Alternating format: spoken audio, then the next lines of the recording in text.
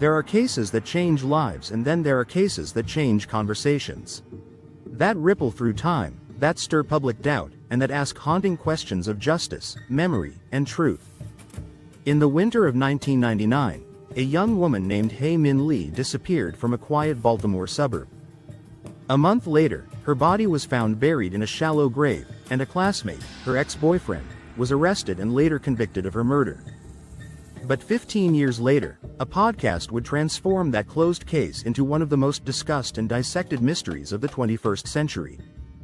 What began as a tragedy became a cultural phenomenon, fueling debates, investigations, documentaries, and ultimately, real-world legal consequences.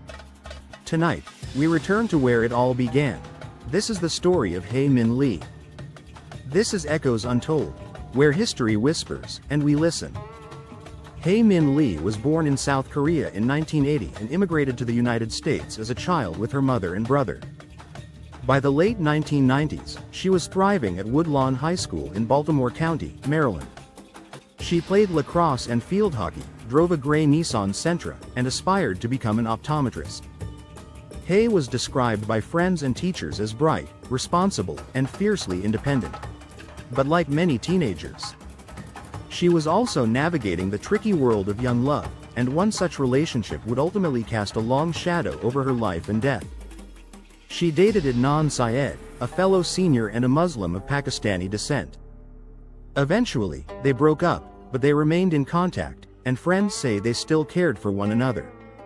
On January 13, 1999, Hae left school around 2:15 p.m. She was supposed to pick up her younger cousin from daycare. She never arrived. For the next 3 weeks, her disappearance was a mystery. Her family pleaded with police.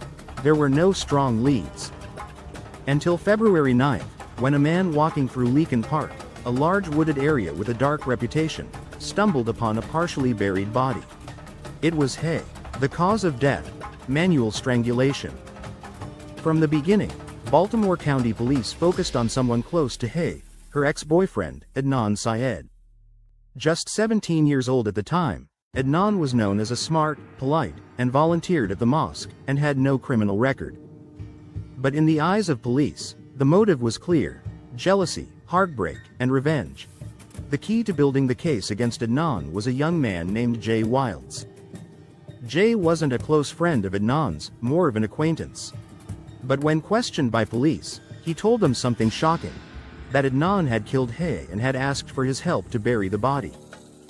Jay's story would change in several key ways over multiple interviews, but he remained the central witness.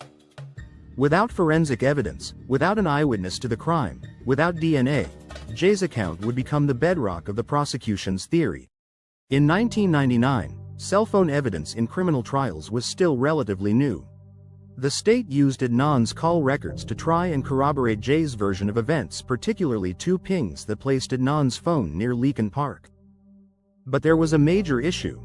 Those records were interpreted using technology that has since been discredited in courtrooms. Moreover, the phone wasn't even necessarily on Adnan at all times. Jay, who was supposedly with him that day, had access to it. The state used those records to create a timeline, but that timeline was far from airtight. Adnan's first trial in 1999 ended abruptly with a mistrial.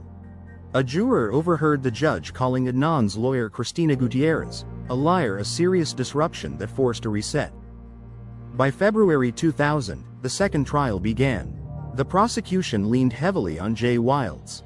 Despite his multiple, contradictory statements, they presented him as the reluctant accomplice.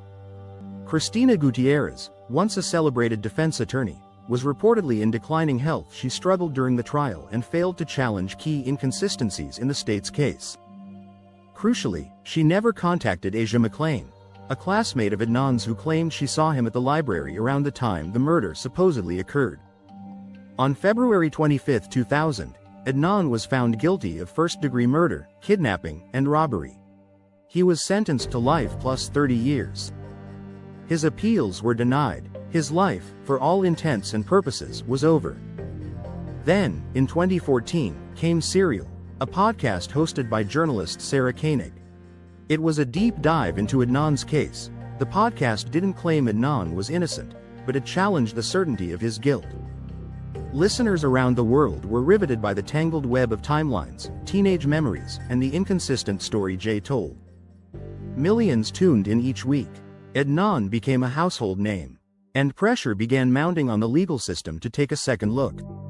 In 2016, a Baltimore Circuit Court ruled that Adnan's original defense had been constitutionally inadequate. His conviction was vacated, and a new trial was ordered.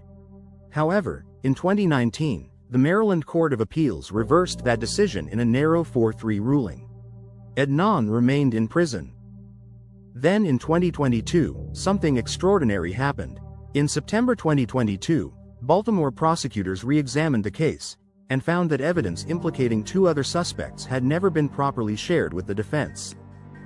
They also conducted advanced DNA testing on Hae's clothing, fingernails, and shoes. The results? No DNA matched Adnan. Withholding evidence from the defense violated legal protocols. Based on that, prosecutors filed to vacate the conviction. On September 19, 2022, a judge agreed. After 23 years behind bars, Adnan Syed walked free. But the legal drama wasn't quite over. In March 2023, an appellate court reinstated his conviction, citing insufficient notice to Hae's brother, young Lee, who had wished to attend the vacator hearing. Yet, by October, prosecutors announced they would not refile charges. The case against Adnan Syed was officially over but lost in all the legal maneuvering as the core tragedy. Hae Min Lee, a daughter, a sister, a friend. Her life stolen, her future erased. Her family remains devastated. They still believes Adnan is guilty and that his sister's voice has been overshadowed by media spectacle. And still her real killer may walk free. The death of Hae Min Lee is more than a case. It's a prism, through which we view race, class, the fallibility of memory, and the mechanics of justice. If you found this story compelling, don't forget to like, share, comment, and subscribe to Echoes Untold, where history whispers and we listen. Fact-checked note. This episode is based on verified sources including Serial Podcast by Sarah Koenig, 2014. The New York Times, Adnan Syed is freed after 23 years, 2022, NPR. Maryland prosecutors drop all charges against Adnan Syed, 2023, HBO documentary. The case against Adnan Syed, 2019, Maryland court records and legal briefs. The Innocence Project and forensic DNA updates, 2022.